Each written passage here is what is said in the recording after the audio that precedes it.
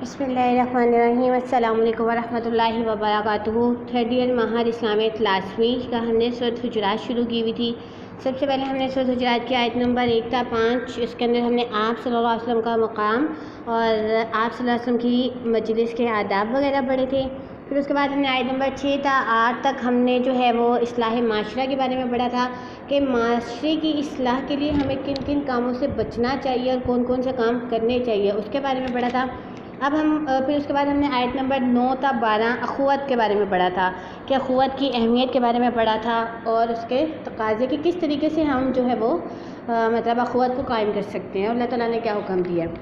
آج ہم پڑھیں گے آیت نمبر 13 تا 18 عرابیوں کے دعوے ایمان کا جائزہ، یعنی کہ اس کے اندر جو عرابی دیہاتی جو تھے وہ آپ صلی اللہ علیہ وسلم کے پاس آئے تھے، انہوں نے کہا کہ ہم جو ہے وہ ایمان لے آئے، تو اللہ تعالیٰ نے ان کے اس مطلب ایمان لانے والی بات کو جو ہے وہ کہا کہ ابھی تم ایمان نہیں لے کے اسلام لے کے آئے ہو، کیونکہ ایمان لانا یعنی کہ اپنے آپ کو تمام مطلب ہر چیز سے، ہر گناہ سے اپنے آپ کو بچا لینا، تو اس لیے اللہ تعالیٰ نے جو ہے ان کے ایمان کے جائزے کو بیان فرمایا یہاں پر کہ ایمان اور اسلام میں فرق ہے، ٹھیک ہے۔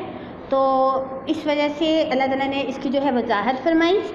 وہ آیات کا ان آیات کا ہم ترجمہ اور تشریح پڑھیں گے آج۔ سب سے پہلے لفظی ترجمہ دیکھیں۔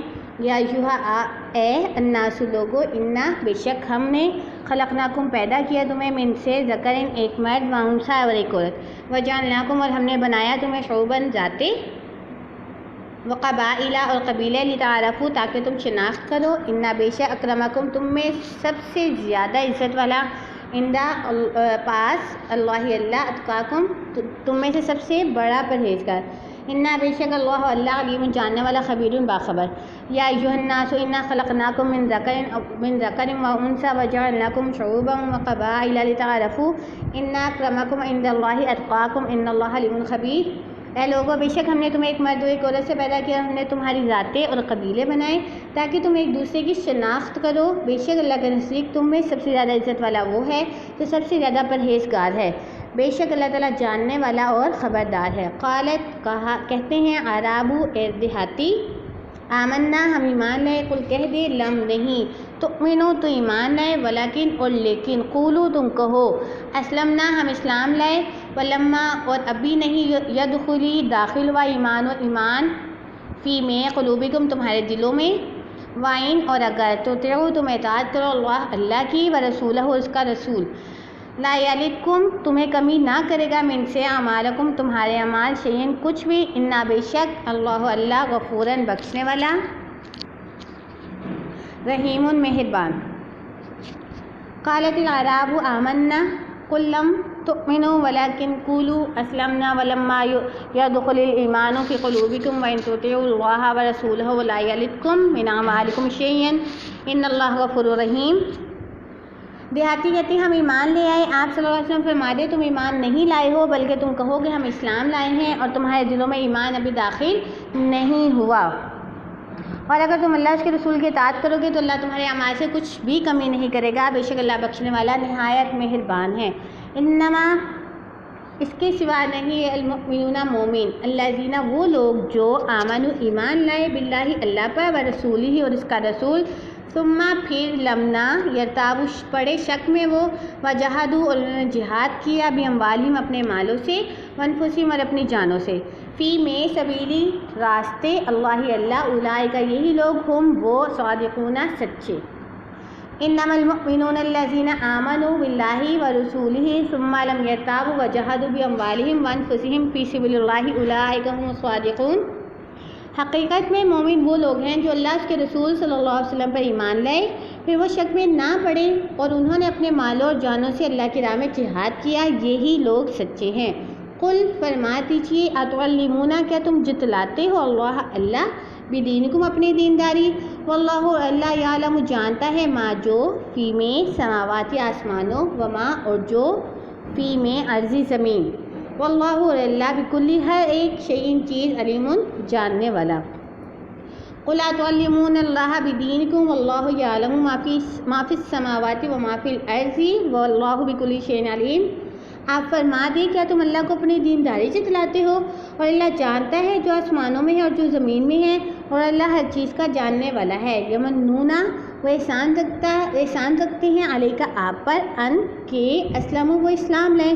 قل فرما دے لا نہیں تمنو احسان رکھو تم علیہ مجھ پر اسلامکم اپنے اسلام لانے کا بلکہ اللہ یا منو احسان رکھتا ہے علیکم تم پر ان کے ہداکم اس نے ہدایت دی تمہیں للایمانی ایمان کی طرف ان اگر کنتم تم ہو صادقین سچے۔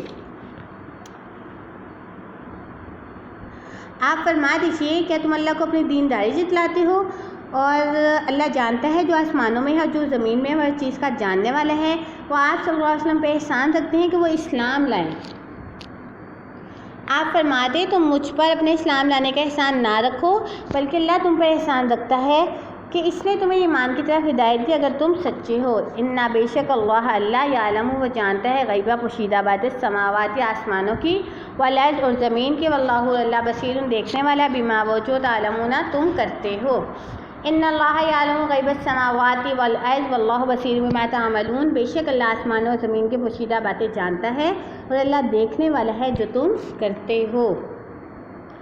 دیکھیے جی آیت نمبر 13 میں جو ہے انسانوں کی باہمی شناخت اور تقویٰ کی اہمیت کے بارے میں بتایا جا رہا ہے۔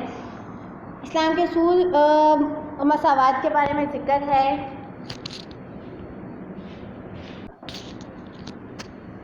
اس میں اسلام کے اصول مساوات کے بارے میں بتایا جا رہا ہے کہ تمام انسان ایک مرد و ایک عورت سے پیدا کیے گئے، گویا یہ سب برابر ہیں۔ قبائل اور گروہ صرف اللہ تعالیٰ نے پہچان کے لیے بنائے ہیں، ان کا تعلق فضیلت سے نہیں ہے کہ بھئی اب ایک جو ہے قبیلہ یا ایک قوم یا ایک جو ہے وہ ذات بہت اعلیٰ ہے تو اس کے مطابق عزت کی جائے، اور ایک ذات جو ہے وہ اتنی اعلیٰ نہیں ہے اس کی عزت ہی نہ کی جائے۔ یہ جو ذاتیں اور جو قبیلے بنائے ہوئے صرف ایک پہچان کے لیے، فضیلت کے لیے نہیں ہے۔ اس سے قومیت کی جڑ کاٹی گئی ہے جس کی وجہ سے دوسرے مسلمانوں اور انسانوں کو حقیر سمجھا جاتا ہے، اور بتایا گیا ہے کہ اللہ تعالیٰ کے ہاں عزت کا معیار صرف اور صرف تقویٰ ہے۔ ہر متقی آدمی بے شک غریب ہو یا امیر، چھوٹے گروہ سے ہو یا بڑے گروہ سے، قابل عزت ہے، جبکہ بڑا آدمی ناقابل عزت ہے، جبکہ برا آدمی ناقابل عزت ہے، خواہ اس کا تعلق کسی بھی گروہ سے ہو۔ گویا کہ اس آیت کے ذریعے اس فساد کی جڑ کاٹ دی گئی ہے جو ہمیشہ دنیا کی تباہی کا سبب بنا رہا ہے۔ ارشاد نبی صلی اللہ علیہ وسلم ہے تم سب آدم کی اولاد ہو اور آدم علیہ السلام مٹی سے پیدا کیے گئے تھے۔ لوگ اپنے آباء و اجداد پر فخر کرنا چھوڑ دیں ورنہ وہ اللہ کی نگاہ میں حقیر کیڑے سے زیادہ ذلیل ہوں گے۔ اور فرمایا اللہ قیامت کے روز تمہارا حسب نسب نہیں پوچھے گا، اللہ کے ہاں سب سے زیادہ عزت والا وہ ہے جو سب سے زیادہ پرہیزگار ہو۔ یعنی نسل، رنگ، زبان، وطن، قومیت کا تعصب اللہ کے نزدیک قابل عزت ہونے کا ایک ایسا معیار سامنے لایا گیا جس کو انسان اتفاقی نہیں بلکہ شعوری طور پہ اختیار کر سکتا ہے، کیونکہ نسل، رنگ، قومیت، زبان یا وطن کا ایک ہونا اتفاقی معاملہ ہوتا ہے اور کوئی آدمی شعوری طور پر اس کی کوشش نہیں کرتا۔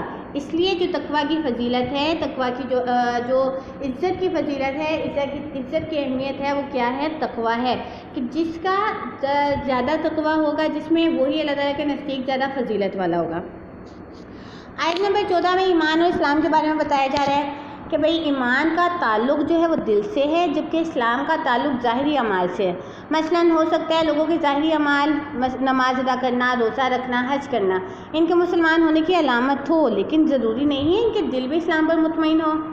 منافق مسلمان ایسے ہی تھے کہ ان کے دل میں ایمان نہیں تھا لیکن ظاہری طور پر مسلمان تھے، جبکہ بعض اوقات ظاہری اعمال سے کوتاہی برتنے والا بھی مومن ہو سکتا ہے۔ اس لیے ایسے اغرابی لوگوں سے کہا گیا کہ تم مسلمان ہو، مومن نہیں ہو، کیونکہ تمہارے دلوں میں ایمان نہیں اترا۔ اس آیت میں یہ بھی کہا گیا کہ اگر تم اللہ اس کے رسول کی اطاعت کرو گے تو تمہارے اعمال میں کمی نہیں کی جائے گی اور اللہ تمہیں بخش دے گا۔ اس آیت کے نزول کے وقت صورتحال یہ تھی کہ اگرچہ عرب کے اکثر قبائل مسلمان ہو چکے تھے لیکن ان میں سے چند ایسے بھی تھے جو دل سے مسلمان نہیں ہوئے تھے بلکہ مسلمانوں کی بڑھتی ہوئی قوت دیکھ کر انہوں نے اسلام قبول کر لیا تھا، اور پھر آپ صلی اللہ علیہ وسلم کے پاس آ کر اپنے مختلف مطالبات پیش کرتے اور ان کا انداز گفتگو ایسا ہوتا گویا کہ انہوں نے اسلام قبول کر کے اللہ اس کے رسول پر کوئی احسان کیا ہے۔ اس لیے اللہ تعالیٰ نے فرمایا تم یہ نہ کہو کہ ہم ایمان لے کے آئے بلکہ تم یہ کہو کہ ہم اسلام لے کے آئے۔ آیت نمبر 15 میں جو ہے مومنین کی کچھ نشانیاں بیان کی گئی ہے۔ سب سے پہلے نشانی یہ ہے کہ اللہ رسول پر ایمان۔ پہلی نشانی کہ وہ اللہ کے رسول پر ایمان لاتے ہیں، دل و جان سے ان دونوں ہستیوں پر یقین رکھتے ہیں اور ان کی محبت ان کے دلوں میں رچ بس جاتی ہے اور بالآخر یہ چیز ان کے دل اور ذہن پہ چھا جاتی ہے۔ یہی چیز انہیں اگر ہر چیز کو اسلام کی راہ میں قربان کر دینے پر آمادہ کرتی ہے۔ اللہ تعالیٰ نے خود فرمایا ہے یا ایھا الذین آمنوا اطیعوا اللہ ورسولہ ولا تولوا عنہ، اے ایمان والو اللہ اس کے رسول کی اطاعت کرو، اس سے نہ پھرو۔ دوسری صرف بیان کی گئی شک نہ کرنا۔ ان دونوں حصوں پہ ایمان لانے کے بعد شکوک و شبہات میں نہیں پڑتے، بلکہ ہر وہ چیز جو شک پیدا کرے اس کے قریب بھی نہیں جاتے، اور اللہ اس کے رسول پر غیر متزلزل ایمان رکھتے ہیں، یعنی ان کا دل ذرا سا بھی جو ہے وہ لڑکھڑاتا نہیں ہے اس بات پر، اور ان کا دل دونوں ہستوں کی طرف سے مطمئن ہوتا ہے۔ یہی اطمینان ان کے لیے جو ہے وہ مضبوطی کا باعث ہوتا ہے اور ان کی زندگی کو اسلام پر عمل کرنے کے لیے آسان بناتا ہے۔ اس لیے اللہ تعالیٰ نے فرمایا یزداد الذین آمنوا ایمانا ولا یرتاب الذین اوتوا الکتاب والمؤمنون، اہل ایمان کا ایمان بڑھ جاتا ہے اور اہل کتاب اور مومن شک نہیں کرتے۔ تیسری صفت یہ بیان کی گئی کہ وہ اللہ کے راستے میں کیا کرتے ہیں، اپنے مال اور جان سے جہاد کرتے ہیں۔ یہ دونوں قیمتی سامان اللہ کے لیے قربان کر دیتے ہیں اور اس بڑے امتحان میں کامیابی حاصل کرتے ہیں، اس طرح اپنے ایمان کی سچائی کی دلیل فراہم کرتے ہیں۔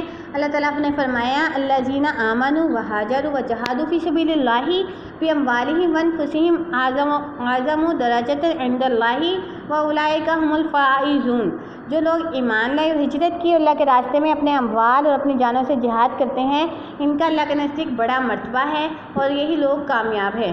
اس لیے حدیث میں جہاد کی بہت فضیلت بیان کی گئی ہے۔ مثلاً فرمایا راہ حق میں شہید ہونے والے کا قطرہ خون زمین پر بعد میں گرتا ہے اور اس کے تمام گناہ پہلے معاف کر دیے جاتے ہیں۔ جہاد فی سبیل اللہ کی ایک صبح یا شام دنیا کی تمام نعمتوں سے افضل ہے۔ آیت نمبر 16 میں ایمان لانے کا احسان جتلانا۔ اس آیت میں یہ بتایا گیا ہے کہ تم اللہ پر اسلام قبول کرنے کا احسان رکھتے ہو اور اپنی دین داری پر فخر کرتے ہو۔ اس طرح کی حرکات عام طور پر وہ لوگ کرتے ہیں جن کے دل میں اسلام پوری طرح اترا نہیں ہوتا اور اس کی عظمت ان کے دل میں جاگزین نہیں ہوتی۔ اس کے علاوہ اللہ اس کے رسول صلی اللہ علیہ وسلم کی محبت بھی ان کے دل میں پختہ نہیں ہوتی۔ اس سے معلوم ہوتا ہے اس طرح کے لوگ تربیت سے محروم اور کم عقل لوگ ہوتے ہیں، حالانکہ اللہ کا تم پر یہ احسان ہے کہ اس نے تمہیں دین قبول کرنے کی توفیق دی۔ تمہاری اس حرکت کو اللہ تعالیٰ دیکھ رہا ہے اور تمہارے دلوں کے حال کو جانتا ہے۔ اللہ تو آسمانوں پر اور زمین میں تمام چیزوں کے متعلق جانتا ہے، بلکہ کائنات کی ہر چیز اس کے احاطہ علم میں ہے۔ آیت نمبر 17 میں رسول اللہ صلی اللہ علیہ وسلم پر اپنے ایمان کا احسان، اس سے پہلی آیت میں تنبیہ کی گئی کہ تم اللہ پر اپنے دین کے قبول کرنے کا احسان رکھتے ہو، جبکہ اس آیت میں اسی چیز کو آپ صلی اللہ علیہ وسلم کے حوالے سے بیان کیا گیا ہے کہ وہ تم پر اپنے اسلام لانے کا احسان دھرتے ہیں۔ اس لیے نبی آپ صلی اللہ علیہ وسلم کو چاہیے کہ آپ ان سے کہہ دیں کہ تم بے شک اسلام قبول نہ کرو اور یہ احسان نہ کرو، مگر حقیقت یہ ہے کہ یہ اللہ کا تم پر احسان ہے کہ جس کی توفیق سے تم مسلمان ہو۔ اس لیے اگر تم سچے ہو تو اللہ کی اس نعمت کا اقرار کرو۔ مولانا امین حسن اصلاحی صاحب اس بارے میں لکھتے ہیں اس سے یہ حقیقت واضح ہوئی کہ دین کی کوئی چھوٹی یا بڑی خدمت کر کے کوئی شخص نہ اللہ رسول پر کوئی احسان کرتا ہے نہ دین پر، بلکہ خود اپنے اوپر احسان کرتا ہے کہ اپنی آخرت سنوارتا ہے۔ احسان در حقیقت اس کے اوپر اللہ کا ہوتا ہے کہ وہ اس کو اپنے دین کی خدمت کی توفیق دے، اس کے لیے ابدی فیروز مندی کی راہ کھولتا ہے۔ آیت نمبر 18 میں جو ہے علم غیب کے بارے میں بتایا گیا ہے کہ تمام آسمان و زمین کے پوشیدہ راز صرف اللہ ہی بہتر جانتا ہے، کیونکہ وہ عالم الغیب ہے۔ زمین و آسمان کی کوئی چیز اس سے پوشیدہ نہیں۔ اللہ تمہارے اعمال کو بھی دیکھ رہا ہے، اس لیے نیک کام کرو کیونکہ تمہارے سارے اعمال اس کی نظر میں ہیں۔ اور اللہ تعالیٰ کے عالم غیب ہونے کی اس خوبی کو قرآن پاک میں جگہ جگہ بیان کیا گیا ہے۔ مثلاً سورۃ الحشر میں ارشاد فرمایا گیا عالم الغیب والشہادۃ هو الرحمن الرحیم، کھلی اور چھپی ہر چیز کا جاننے والا وہ سب سے زیادہ رحم کرنے والا ہے۔ اور عالم غیب کی خوبی صرف اللہ تعالیٰ کی صفت ہے، کوئی نبی اس میں اس کا شریک نہیں کہ کوئی دوسرا شخص، کیونکہ اللہ تعالیٰ تمام پوشیدہ چیزوں سے آگاہ ہے، وہ ہمارے تمام اعمال سے اچھی طرح واقف ہے۔ اس لیے ہمیں اپنے اعمال ایسے کرنے چاہیے کہ اللہ کے سامنے شرمندگی نہ ہو۔